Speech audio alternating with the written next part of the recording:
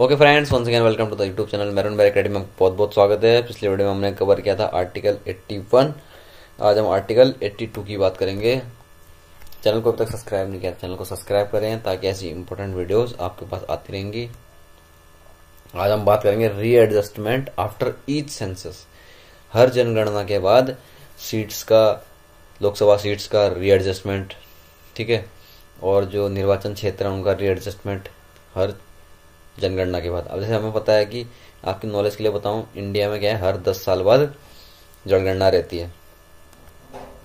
1872 में स्टार्ट हुई थी जनगणना, लॉर्ड मायो ने शुरू करी थी, और एक कंप्लीट जनगणना जो हुई थी 1881 में हुई थी। जो कंप्लीट जनगणना, पहली जनगणना जो कंप्लीट हुई थी इंडिया की 1881 में, ठीक है। उसके बाद हर 10 साल में ये जनगणना हुई, ठीक है। और लास्ट जनगणना अभी कब हुई है? 2011 में हुई है।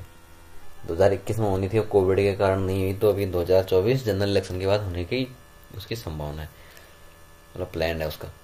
तो देखते हैं इसमें क्या क्लॉज दे रखा है इस आर्टिकल में। Upon the completion of each census, यानी हर जनगणना के होने के बाद allocation of seats in the house of the people, यानी लोकसभा में जो सीट्स की बांट है state wise, and the division of each state into territorial constitution, और हर स्टेट को जो फर्दर निर्वाचन क्षेत्र में बांटा जाता है, shall be readjusted by such authority and in such manner as parliament may by law determine।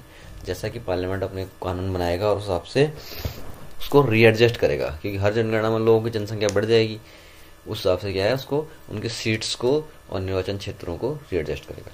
Hindi में देखते हैं, प्रत्येक जनगणना की समाप्ति पर राज्यों को लोकसभा में स्थानों के आवंटन और प्रत्येक राज्य के प्रादेशिक निर्वाचन क्षेत्रों में विभाजन का ऐसे प्राधिकारी द्वारा और ऐसे रीति से पुनः समायोजन किया जाएगा जो संसद विधि द्वारा अवधारित करे।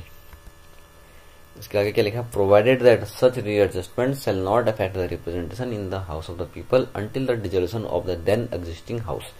यानी जो हाउस ऑलरेडी चल रहा है, यानी 5 साल का जो सत्र होता है लोकसभा का, ऐसा नहीं कि अभी जनगणना बीच में आ गई है और जनगणना प्रकाशित हो चुकी है तो हम उसमें फिर सीट्स बढ़ा दें, ऐसा नहीं है। वो जो अभी चल रही है लोकसभा, वो लोकसभा जब तक भंग ना हो जाए, जब तक उसकी कार्यकाल खत्म ना हो जाए, तब तक वो रीएडजस्टमेंट नहीं होगा। जो चल रहा है वो चलने देगा, वो नेक्स्ट जो इलेक्शन होगा उसमें इफेक्टिव होगा।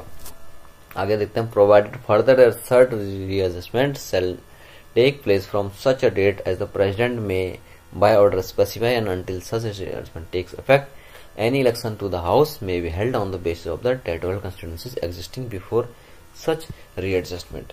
यानी क्या है, वो इफेक्टिव डेट क्या होगी?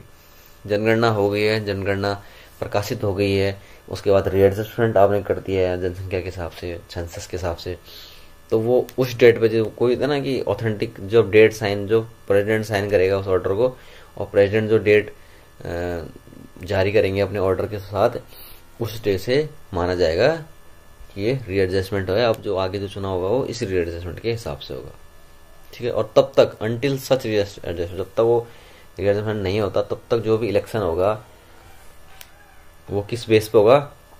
पुरानी निर्वाचित क्षेत्र के हिसाब से जो थी वो पुराने के हिसाब से होगा, उस एडजस्टमेंट से पहले जो ऑलरेडी जो प्रभाव में थी उसके हिसाब से होगा। हिंदी में देखते हैं, परंतु ऐसे पुनः समायोजन से लोकसभा में प्रतिनिधित्व पर तब तक कोई प्रभाव नहीं पड़ेगा जब तक उस समय विद्यमान लोकसभा का विघटन नहीं हो जाता है। परंतु यह और कि ऐसा पुनः समायोजन उस तारीख से प्रभावी होगा, किस तारीख से प्रभावी होगा? जब जो राष्ट्रपति आदेश द्वारा विनिर्दिष्ट करे, और ऐसे पुनः समायोजन के प्रभावी होने तक लोकसभा के लिए कोई भी निर्वाचन होता है उन प्रादेशिक निर्वाचन क्षेत्रों के आधार पर होगा जो पुनः समायोजन के पहले विद्यमान है। आगे क्या लिखा है इसमें? Provided also that until the relevant figures for the first census taken after the year 2026 has been published, it shall not be necessary to readjust। यानी इसमें क्या बोला? जब तक कि 2026 के बाद जो पहला सेंसस, यानी 2026 के बाद पहला सेंसस कब होगा?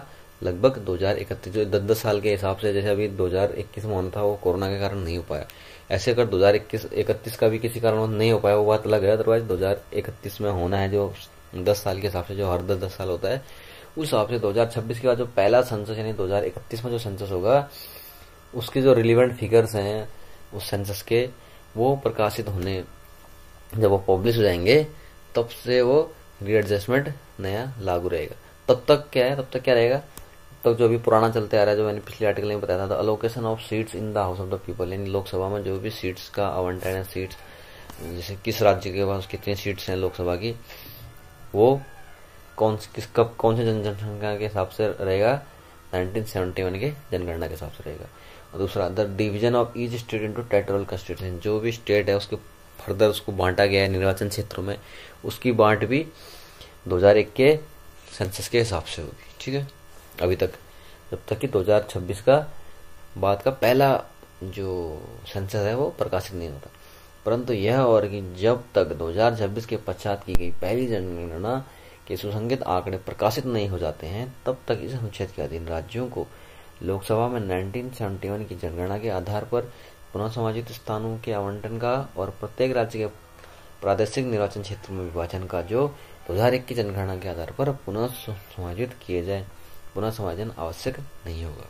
ठीक है, आई बात समझ। तो और फर्दर नॉलेज के लिए, वो तो यहाँ तो आर्टिकल तो खत्म हो चुका है, फर्दर नॉलेज के लिए मैं कुछ और बताऊंगा कि वो 42nd अमेंडमेंट एक्ट, जो कॉन्स्टिट्यूशन का 42nd अमेंडमेंट एक्ट था 1976, उसने क्या किया, allocation of Lok Sabha seats to the states in the division of each state into territorial constituencies, इसको क्या कर दिया, फ्रीज कर दिया था। सन 2000 तक बंद कर दिया था ये अलोकेशन ऑफ सीट्स और division of each state into territorial constituencies. लेकिन उसको क्या है, 1971 के लेवल तक ला गए थे।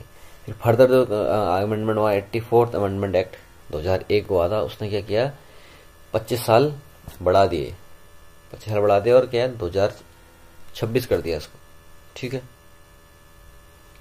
With the same goal of encouraging population control measures, जनसंख्या जो बढ़ रही है उसको कम करने का जो मेन मुद्दा था इसका। On the basis of the population statistics from 1991 census, the 84th Amendment Act of 2001 also enabled the government to rebalance and rationalize central constituencies in the states. और जो 84th अमेंडमेंट एक्ट था 2001 का, उसने क्या, उसके तहत सरकार ने क्या किया, जो भी निर्वाचन क्षेत्र थे, टेरिटोरियल कंस्टिट्यूएंसीज थे, उनको रीबैलेंस किया और रैशनलाइज किया, उसमें चेंजेस किए। Later, the 87th Amendment Act 2003 permitted for constituent delineation based on the 2001 census rather than 1991 census. पहले क्या था, 1991 के सेंसस के हिसाब से जो क्या है निर्वाचन क्षेत्र बांटे जाते थे, लेकिन 87th अमेंडमेंट एक्ट 2003 के बाद क्या किया, 2001 से किया जाने लगा वो। This may be accomplish without affecting the number of Lok Sabha seats assigned to each state. ठीक है, यहाँ तक आपकी बात समझ में आ गई। ये एडिशनल नॉलेज के लिए मैंने बताया कि किस अमेंडमेंट का तो मैं खैर अलग से बाद में एक वीडियो बनाऊंगा, एक से लेकर जितने भी अमेंडमेंट हैं, अभी लगभग मैंने छोटा छोटा टच किया है जो इससे रिलेटेड थे। तो ये हमारी वीडियो थी समाप्त।